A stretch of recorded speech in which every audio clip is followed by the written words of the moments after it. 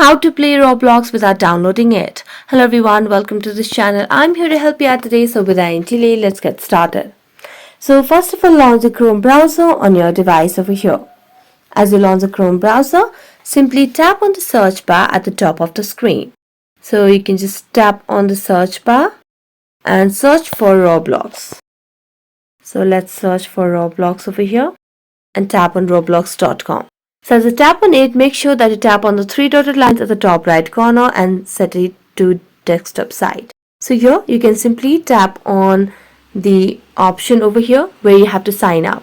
So let's just tap on Roblox again, and as you tap on Roblox, you'll be able to see the home page of Roblox application.